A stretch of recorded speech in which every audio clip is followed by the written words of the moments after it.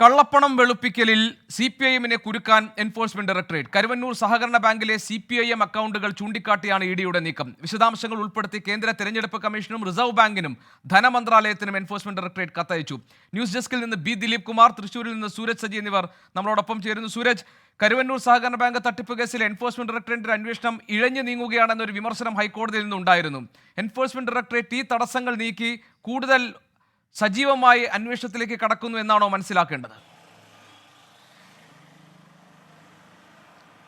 തീർച്ചയായും ഗോപികൃഷ്ണൻ, കഴിഞ്ഞ ദിവസങ്ങളിൽ തന്നെ CPM കേന്ദ്രങ്ങളടക്കം ഇത്തരത്തിലൊരു ED നീക്കം ഉണ്ടായേക്കും എന്നത് പ്രതീക്ഷിച്ചിരുന്നതാണ്. കാരണം ED കരുവന്നൂർ കേസിൽ കൂടുതൽ ശക്തമായ നടപടികളിലേക്ക് പോയേക്കും എന്നത് നേരത്തെയും CPM വിലയിരുത്തിയിരുന്നു. അതിന്റെ ഭാഗമായിക്കൊണ്ട് തന്നെ മുഖ്യമന്ത്രി അടക്കം തൃശ്ശൂരിൽ എത്തിക്കൊണ്ട് ഉന്നത നേതാക്കളെ കാണുന്ന കാഴ്ചയെല്ലാം കഴിഞ്ഞ ആഴ്ചകളിൽ നമ്മൾ കണ്ടതാണ്. ഇതിന് തൊട്ടു പിന്നാലെയാണ് ഇപ്പോൾ ഈ EDയുടെ ഭാഗത്തു നിന്ന് ഈ തെരഞ്ഞെടുപ്പ് കമ്മീഷനെ സമീപിച്ചുകൊണ്ട് ഒരു നീക്കത്തിലേക്ക് കടന്നിരിക്കുന്നത്. CPMനെ സംബന്ധിച്ച് ഈ തെരഞ്ഞെടുപ്പ് കാലത്ത് വളരെ നിർണായകമായ അല്ലെങ്കിൽ പ്രതിരോധത്തിലാക്കുന്ന ഒരു നടപടിയാണ് EDയുടെ ഭാഗത്തു നിന്നുണ്ടായിരിക്കുന്നത്. കാരണം നേരത്തെയും ഈ അക്കൗണ്ടുകൾ കേന്ദ്രീകരിച്ചുകൊണ്ട്, അതായത് കരുവന്നൂർ ബാങ്കിൽ CPMന് 5 അക്കൗണ്ടുകൾ ഉണ്ടെന്നായിരുന്നു ED കണ്ടെത്തിയിരുന്നത്. ഈ 5 അക്കൗണ്ടുകൾ വഴി കള്ളപ്പണം വെളുപ്പിച്ചു എന്നുള്ളത് അന്ന് ഈ ED ചൂണ്ടിക്കാട്ടിയിരുന്നതാണ്. അത് ശരിവെച്ചുകൊണ്ടാണ് ഇപ്പോൾ ഈ തെരഞ്ഞെടുപ്പ് കമ്മീഷൻ അടക്കം ഈ വിവരം കൈമാറിയിരിക്കുന്നത്. അങ്ങനെയെങ്കിൽ ഈ തെരഞ്ഞെടുപ്പ് കാലത്ത് CPMന് അത് വലിയ തിരിച്ചടി ഉണ്ടാകും എന്നുള്ളത് തന്നെയാണ്. അതോടൊപ്പം തന്നെ CPMന്റെ സംസ്ഥാന നേതാക്കളടക്കം ഈ EDയുടെ പട്ടികയിലുണ്ട്.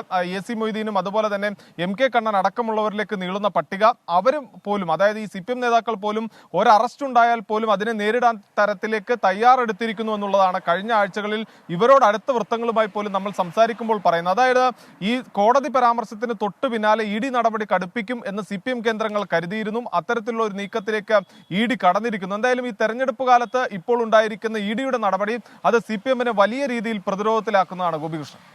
ശരി, ബി ദിലീപ് കുമാർ നമ്മളോടൊപ്പം ചേരുന്നുണ്ട് ന്യൂസ് ഡെസ്കിൽ നിന്ന്. ദിലീപ്, ഇപ്പോൾ ഈ എൻഫോഴ്സ്മെന്റ് ഡയറക്ടറേറ്റിന്റെ നീക്കം ഈ തെരഞ്ഞെടുപ്പിൻ കാലത്ത് വളരെയധികം സംശയിക്കപ്പെടുകയും വിമർശിക്കപ്പെടുകയും ചെയ്യുന്നുണ്ട്. പ്രത്യേകിച്ചും ഡൽഹി മുഖ്യമന്ത്രി അരവിന്ദ് കെജ്രിവാൾ അറസ്റ്റിലായ സാഹചര്യം, കോൺഗ്രസും CPMും CPIയും അടക്കമുള്ള രാഷ്ട്രീയ പാർട്ടികളുടെ അക്കൗണ്ടുകൾ മരവിപ്പിക്കുന്നതടക്കം അല്ലെങ്കിൽ ഇൻകം ടാക്സ് നീക്കങ്ങൾ അടക്കമുള്ള കാര്യങ്ങളിൽ കേന്ദ്ര സർക്കാരിൻ്റെ ഇടപെടൽ സംബന്ധിച്ച കാര്യങ്ങളിൽ സംശയം ഉണ്ടാക്കുന്നുണ്ട്.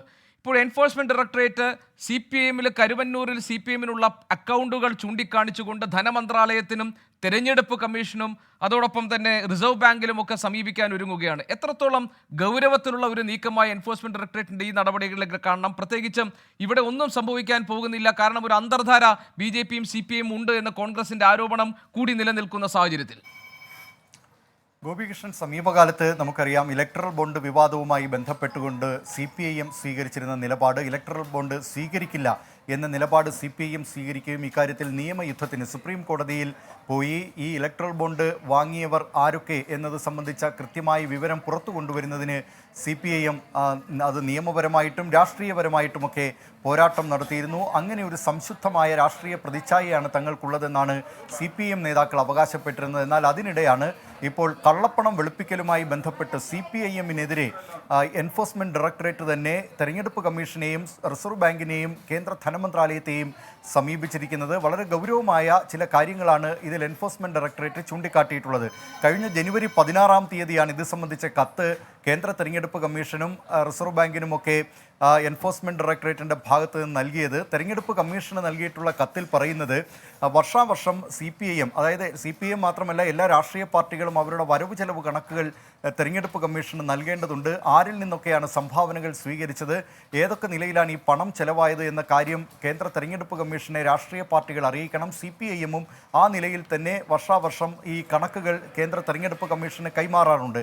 ഇപ്പോൾ ഇതിനകം ഒരു നോട്ടീസ് 15 കോടി രൂപ അതിൽ റിട്ടേൺ സമർപ്പിച്ചതിലുള്ള പിഴവ് എന്ന് ചൂണ്ടിക്കാട്ടിക്കൊണ്ട് ആദായ നികുതി വകുപ്പ് CPIMന് പിഴ ചുമത്തിയതുമായി ബന്ധപ്പെട്ട് കഴിഞ്ഞ ദിവസങ്ങൾ വാർത്ത പുറത്തു വന്നിരുന്നതുമാണ്.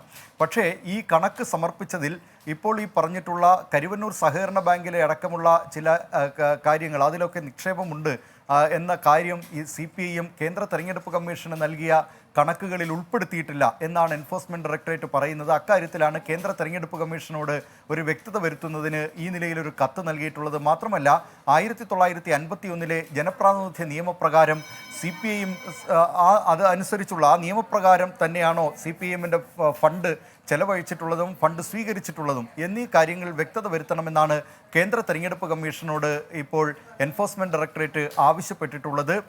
ഏതായാലും CPIMനെ സംബന്ധിച്ചത് ദേശീയ തലത്തിൽ അവരുടെ പ്രതിച്ഛായയ്ക്ക് ഇതൊരു മങ്ങലേൽപ്പിക്കുന്നതിനുള്ള നീക്കമാണ് എന്ന കാര്യത്തിൽ യാതൊരു തർക്കവുമില്ല. കരുവന്നൂർ സഹകരണ ബാങ്കിൽ 5 അക്കൗണ്ടുകൾ CPIM എന്ന പേരിലുണ്ടെന്ന് ഈ കത്തിൽ ED ചൂണ്ടിക്കാട്ടുന്നുണ്ട്. അത് ഒരു തരത്തിലും, അതായത് ബാങ്കിൽ അംഗത്വം എടുത്തതിനു ശേഷമാണ് ഈ നിലയിൽ ഒരു അക്കൗണ്ട് അവിടെ തുറക്കാൻ കഴിയുകയുള്ളൂ. പക്ഷേ അങ്ങനെ ഒരു അംഗത്വം എടുക്കാതെയാണ് CPIM എന്ന പേരിൽ 5 അക്കൗണ്ടുകൾ അവിടെ തുറന്നിട്ടുള്ളത്. തൃശ്ശൂർ ജില്ലാ സെക്രട്ടറി MM വർഗീസ് ഇക്കാര്യത്തിൽ നൽകിയിട്ടുള്ള വിശദീകരണം അത് പാർട്ടിക്ക് വസ്തു വാങ്ങുന്നതിനും അതോടൊപ്പം തന്നെ ഈ സംഭാവനകൾ സ്വീകരിക്കുന്ന സംഭാവനകൾ നിക്ഷേപിക്കുന്നതിനും പാർട്ടി അംഗങ്ങളിൽ നിന്ന് ഈടാക്കുന്ന ലെവി അതൊക്കെ നിക്ഷേപിക്കുന്നതിന് വേണ്ടിയാണ് ഈ 5 അക്കൗണ്ടുകൾ തുടങ്ങിയതെന്നാണ്. സാധാരണഗതിയിൽ ഒരു അക്കൗണ്ട് തുടങ്ങുമ്പോൾ ബാങ്കുകൾ നിഷ്കർഷിക്കുന്ന KYC, ഈ കസ്റ്റമറെ അറിയുക എന്നത് സംബന്ധിച്ച് അതിൻ്റെ വിശദാംശങ്ങൾ, അത്തരം വിശദാംശങ്ങൾ ഒന്നും തേടിയിട്ടില്ല. മാത്രമല്ല CPIM നേതാക്കളാണ് ഈ ഭരണസമിതിയിൽ ഉണ്ടായിരുന്നത്. അവർ ഈ പാവപ്പെട്ട അംഗങ്ങളുടെ വസ്തുവകകൾ അവരറിയാതെ പണയപ്പെടുത്തിക്കൊണ്ട് വൻ തട്ടിപ്പ് നടത്തിയിട്ടുണ്ട് തുടങ്ങിയ കാര്യങ്ങളൊക്കെ എൻഫോഴ്സ്മെന്റ് ഡയറക്ടറേറ്റ് ഇതിൽ ചൂണ്ടിക്കാട്ടുന്നുണ്ട്. തൃശ്ശൂർ ജില്ലയിലെ 17 ഏരിയ കമ്മിറ്റികൾക്ക് 25 അക്കൗണ്ടുകൾ ഉണ്ട് എന്ന കാര്യവും ഈ കത്തിൽ എൻഫോഴ്സ്മെന്റ് ഡയറക്ടറേറ്റ് ചൂണ്ടിക്കാട്ടുന്നു. ഇതൊന്നും തന്നെ CPIMന്റെ കണക്കുകളിൽ ഉൾപ്പെടുത്തിയിട്ടില്ല. അതുകൊണ്ട് ദിലീപ്, ഈ ഇത്തരം വസ്തുതകൾ അതല്ലെങ്കിൽ ഇത്തരം കണ്ടെത്തലുകൾ എൻഫോഴ്സ്മെന്റ് ഡയറക്ടറേറ്റിന്റെ കൈവശം ഉള്ളത് കൊണ്ട് തന്നെ എൻഫോഴ്സ്മെന്റ് ഡയറക്ടറേറ്റ് തെരഞ്ഞെടുപ്പ് കമ്മീഷനെയും അതോടൊപ്പം ധനമന്ത്രാലയത്തെയും റിസർവ് ബാങ്കിനെയും ഒക്കെ സമീപിച്ചുകൊണ്ട് എൻഫോഴ്സ്മെന്റ് ഡയറക്ടറേറ്റ് നടത്തുന്ന നീക്കങ്ങൾ അതീവ ഗൗരവത്തോടു കൂടി കാണേണ്ടതാണ്. പാർട്ടിയെ പ്രതിരോധത്തിലാക്കുന്ന ഒരു തരത്തിലേക്ക് ഇത് മാറാനുള്ള സാധ്യതയും സാഹചര്യവും ഉണ്ട്. അങ്ങനെയല്ലേ നമ്മൾ മനസ്സിലാക്കേണ്ടത്? ഗോപി, തീർച്ചയായും ഇത് നേരത്തെ പറഞ്ഞതുപോലെ ഒരു സംശുദ്ധ പ്രതിച്ഛായ അവകാശപ്പെടുന്ന CPIMനെ സംബന്ധിച്ച് കള്ളപ്പണം വെളുപ്പിക്കലുമായി ബന്ധപ്പെട്ട് തങ്ങൾക്ക് യാതൊരു പങ്കുമില്ല എന്ന് അവകാശപ്പെടുന്ന CPIMനെ കുരുക്കുന്നതാണ് ഈ നീക്കം എന്ന കാര്യത്തിൽ യാതൊരു തർക്കവുമില്ല. കാരണം ഈ കരുവന്നൂർ സഹകരണ ബാങ്കിൽ കള്ളപ്പണം വെളുപ്പിക്കൽ ഉണ്ടായിട്ടുണ്ട്. മാത്രമല്ല ഈ ആരോപണങ്ങളെല്ലാം ഉയർന്നു വന്നപ്പോൾ ഏതാണ്ട് 90% പണവും ഈ അക്കൗണ്ടുകളിൽ നിന്ന് CPIMന്റെ അക്കൗണ്ടുകളിൽ നിന്ന് പിൻവലിക്കപ്പെട്ടിരുന്നതായും എൻഫോഴ്സ്മെന്റ് ഡയറക്ടറേറ്റ് കണ്ടെത്തിയിട്ടുണ്ട്. അതുകൊണ്ട് തന്നെ ഇത് വളരെ ഗൗരവമുള്ള കാര്യമാണെന്നാണ്. ഗൗരവമുള്ളൊരു വിഷയമായി പാർട്ടി ഇത് പരിഗണിക്കേണ്ടി വരും. ഇതുമായി ബന്ധപ്പെട്ട ചില ചോദ്യങ്ങൾ ഇന്ന് മുഖ്യമന്ത്രിയുടെ വാർത്താ സമ്മേളനത്തിനിടെ മാധ്യമപ്രവർത്തകർ ഉന്നയിച്ചിരുന്നു. പക്ഷേ അദ്ദേഹം അതിന് പറഞ്ഞ മറുപടി 10 മണി വരെയാണ് അദ്ദേഹം വാർത്താ സമ്മേളനം നടത്താൻ നിശ്ചയിച്ചത്. ആ സമയം കഴിഞ്ഞു, പിന്നീട് എപ്പോഴെങ്കിലും അതിന് മറുപടി പറയാം എന്ന് പറഞ്ഞ് അദ്ദേഹം ആ ചോദ്യങ്ങളെ സ്വീകരിച്ചിട്ടില്ല. നമുക്ക് ആ ദൃശ്യങ്ങളൊന്ന് കാണാം. ഞാൻ ആദ്യമേ പറഞ്ഞു 10 മണി വരെയാണ്, ഒറ്റ കാര്യം ഇനിയില്ല. ഞാൻ പറഞ്ഞു 10 മണി വരെയാണ് നമ്മൾ നടത്തുക എന്നുള്ളത്. ഇനി നിങ്ങളല്ലെങ്കിൽ നിങ്ങളെ പോലെയുള്ളവരെ ഞാൻ വേറെ കാണും. അപ്പൊ ഞാൻ പറഞ്ഞോളാം. ഇപ്പൊ നമ്മൾ അവസാനിപ്പിക്കുക.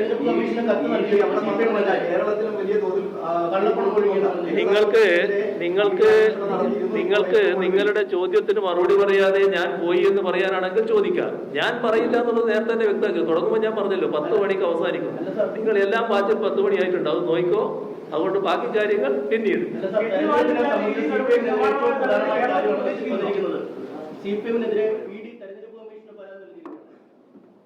ദിലീപ്, ഇന്ന് പാർട്ടിയുടെ ജില്ലാ കമ്മിറ്റി, കോഴിക്കോട് ജില്ലാ കമ്മിറ്റി ഓഫീസിൽ സുദീർഘമായ ഒരു വാർത്താ സമ്മേളനം മുഖ്യമന്ത്രി നടത്തി. അദ്ദേഹം CAA-യിലെ കോൺഗ്രസിൻ്റെ നിലപാടുകളെ വിമർശിച്ചു, BJPക്കെതിരെ താക്കീത് നൽകി. അതോടൊപ്പം തന്നെ റിയാസ് മൗലവി വധക്കേസിൽ സർക്കാർ സ്വീകരിച്ച നിലപാടുകൾ, അതിൻ്റെ കൃത്യത സംബന്ധിച്ച കാര്യങ്ങൾ വിശദീകരിച്ചു. അതിലെല്ലാം ഒടുവിൽ മാധ്യമപ്രവർത്തകർ കരുവന്നൂർ സഹകരണ ബാങ്ക് തട്ടിപ്പിലെ എൻഫോഴ്സ്മെന്റ് ഡയറക്ടറേറ്റിന്റെ പുതിയ നീക്കങ്ങൾ സംബന്ധിച്ചുള്ള ചോദ്യങ്ങൾ ഉന്നയിക്കാൻ വേണ്ടി ശ്രമിച്ചു. പക്ഷേ അപ്പോൾ അദ്ദേഹം പറഞ്ഞത്, ഞാൻ നേരത്തെ നിങ്ങളോട് പറഞ്ഞു 10 മണി വരെയാണ് ഞാൻ വാർത്താ സമ്മേളനം നടത്തുമെന്ന് പറഞ്ഞത്. ആ സമയം കഴിഞ്ഞിരിക്കുന്നു. ഇനി വേണമെങ്കിൽ മുഖ്യമന്ത്രി ഈ ചോദ്യങ്ങളിൽ നിന്ന് ഒഴിഞ്ഞു മാറി എന്ന് കൊടുക്കാനാണെങ്കിൽ നിങ്ങളിങ്ങനെ ചോദിച്ചിട്ട് കാര്യമില്ല, ഞാൻ മറുപടി പറയില്ല. ഇതായിരുന്നു അദ്ദേഹം സ്വീകരിച്ച നിലപാട്. അത് ഒരു മുൻകൂർ ജാമ്യം എടുത്തുകൊണ്ട് അദ്ദേഹം ഈ ചോദ്യങ്ങളെ ഒഴിവാക്കിയതാണോ? ഗോപി, ഏതായാലും CPIMനെ സംബന്ധിച്ച് ഇക്കാര്യത്തിൽ ഒരു കൂടിയാലോചനയൊക്കെ നടത്തേണ്ടി വരും പ്രതികരണത്തിൻ്റെ കാര്യത്തിൽ. കാരണം ഗൗരവമുള്ള ഒരു ആരോപണമാണ് എൻഫോഴ്സ്മെന്റ് ഡയറക്ടറേറ്റ് ഉന്നയിച്ചിരിക്കുന്നത്. കള്ളപ്പണം വെളുപ്പിക്കലുമായി ബന്ധപ്പെട്ട് CPIMന് നേരിട്ട് പങ്കുണ്ട്. അതായത് ഇത് ഏതെങ്കിലും തരത്തിലൊരു നേതാക്കളുടെ പേരിലോ അല്ലെങ്കിൽ പാർട്ടി അനുഭാവികളുടെയോ അംഗങ്ങളുടെയോ പേരിലല്ല ഈ അക്കൗണ്ട് തുറന്നിട്ടുള്ളത്. CPIM എന്ന പേരിലാണ് ഈ അക്കൗണ്ട് തുറന്നിട്ടുള്ളത് എന്നാണ് എൻഫോഴ്സ്മെന്റ് ഡയറക്ടറേറ്റ് തെരഞ്ഞെടുപ്പ് കമ്മീഷനും റിസർവ് ബാങ്കിനും കേന്ദ്ര ധനമന്ത്രാലയത്തിലെ റവന്യൂ വിഭാഗത്തിനും നൽകിയിട്ടുള്ള കത്തിൽ ചൂണ്ടിക്കാട്ടുന്നത്. വന്നത്.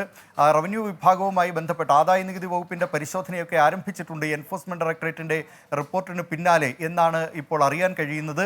ഏതായാലും ഈ ഒരു വളരെ ഗൗരവമായി ഈ ആരോപണം ഉന്നയിക്കുമ്പോൾ അത് ദേശീയ തലത്തിൽ തന്നെ വളരെയധികം പ്രത്യാഘാതമുണ്ടാക്കാൻ സാധ്യതയുള്ളതാണ് എന്നതുകൊണ്ടാണ് ഇക്കാര്യത്തിൽ ഒരു കൂടിയാലോചനയ്ക്ക് ശേഷം മാത്രമേ CPM നേതാക്കൾ ഇതിൽ പ്രതികരിക്കാൻ ഇടയുള്ളൂ. കാരണം CPMനെ പ്രതിക്കൂട്ടിലാക്കിക്കൊണ്ടാണ് ഇപ്പോൾ എൻഫോഴ്സ്മെൻറ്റ് ഡയറക്ടറേറ്റിൻ്റെ നീക്കം. നേരത്തെ ആദായ നികുതി വകുപ്പ് റിട്ടേൺ സമർപ്പിക്കുന്നതുമായി ബന്ധപ്പെട്ട് 15 കോടി രൂപ പിഴ ചുമത്തിയപ്പോൾ അതിനെതിരെ ഡൽഹി ഹൈക്കോടതിയെ സമീപിക്കുകയും അതുമായി ബന്ധപ്പെട്ട നിയമ പോരാട്ടം CPIM തുടരുകയുമാണ്. അത് മോദി സർക്കാരിൻ്റെ രാഷ്ട്രീയ വൈരാഗ്യം എന്ന നിലയിലുള്ള ആരോപണമായൊക്കെ അതിനെ എടുക്കാമെങ്കിലും പക്ഷേ ഈ വിഷയത്തിൽ ഇതിലിപ്പോൾ CPIM എന്ന പേരിൽ തന്നെ ഒരു സഹകരണ സംഘത്തിൽ 5 അക്കൗണ്ടുകൾ തുടങ്ങുക, ഈ അക്കൗണ്ടിൽ നിന്ന് ആരോപണം ഉയരുമ്പോൾ, അതായത് ബാങ്ക് പ്രതിസന്ധിയിലേക്ക് നീങ്ങുന്ന ഘട്ടത്തിൽ അതിൽ നിന്ന് 90% പണം പിൻവലിക്കുക, മറ്റു ബാങ്കുകളിലൊക്കെ ഇതുപോലെ തന്നെ ആവശ്യമായ രേഖകൾ സമർപ്പിക്കാതെ അക്കൗണ്ടുകൾ CPIM തുറക്കുക തുടങ്ങിയ കാര്യങ്ങൾ അത് ദേശീയ തലത്തിൽ, സംസ്ഥാന തലത്തിൽ ഒരുപക്ഷെ ഈ സഹകരണ ബാങ്കുകളിലൊക്കെ പാർട്ടികൾക്ക്